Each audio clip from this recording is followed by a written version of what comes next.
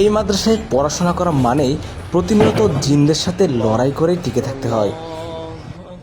প্রিয় দর্শক, ময়মনসিংহ জেলার এমন একটা মাদ্রাসা আছে যেখানে মানুষ ছাত্রের চেয়ে জিন ছাত্রই বেশি রয়েছে।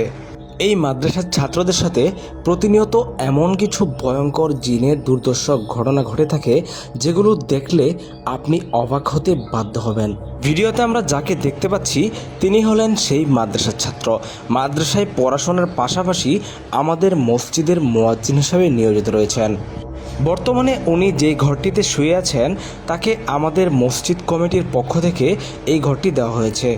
উনার বিছানার পাশে যে টেবিলটি আছে সেটার উপর একটু খেয়াল করে দেখুন, হঠাৎ করেই টেবিলের উপর থাকা বোতলটি কাঁপতে কাঁপতে নিচে পড়ে যায়, যার আওয়াজে মুয়াজ্জিন সাহেবের ঘুম ভেঙে গেলে তিনি বিষয়টা দেখে রীতিমতো অবাক হয়ে যান।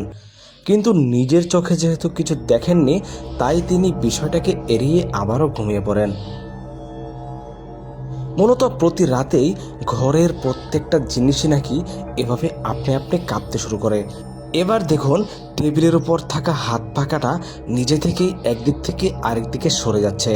মুয়াজ্জিন সাহেব আমাদের মসজিদে এসেছেন গত 3 মাস আগে। আসার পর থেকেই নাকি প্রতি রাতেই তার সাথে এমন ঘটনা ঘটে থাকে। এই কথা বলতে না বলতেই দেখুন টেবিলের উপর থেকে জগ এবং বোতল দুটোই তার শরীরের উপর পড়ে যায়। বিষয়টা দেখার পর তিনি এবার অবাক হয়ে যান।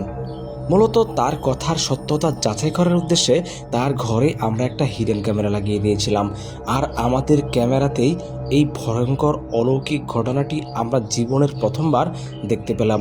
এই পর্যন্ত শুধু শুনে এসেছি এই মাদ্রাসায় নাকি এমন ঘটনা ঘটে থাকে, কিন্তু কখনোই নিজের চোখে দেখার সৌভাগ্য হয়নি। কিন্তু গতকাল রাতেই এই ঘটনাটি আমাদের ক্যামেরায় রেকর্ড হয়েছে।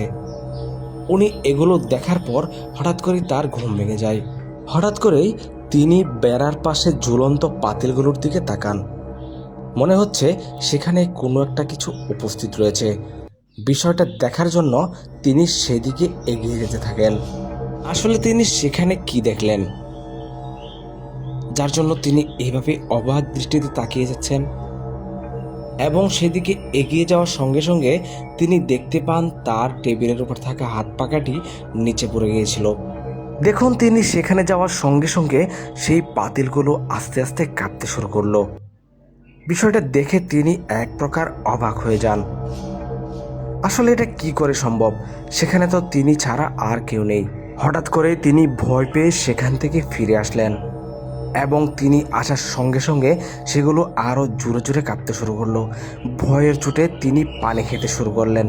কিন্তু এখনই আসল ঘটনা ঘটবে। দেখুন কোনো একটা অদৃশ্য শক্তি তার গলায় বোতলটা চেপে ধরলো, এমনকি ট্রাঙের ওপর থেকে একটা তেলের ড্রাম তার শরীরের উপর পড়ল। বিষয়টা দেখার পর তিনি অবাক হয়ে যান।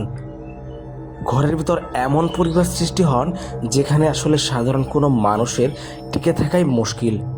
তিনি সেদিকে আবারও এগিয়ে যান, কারণ তার মনে কৌতূহল জেগেছে এখানে কি এমন রয়েছে যেটার জন্য তাকে এমন কিছু সহ্য করতে হচ্ছে।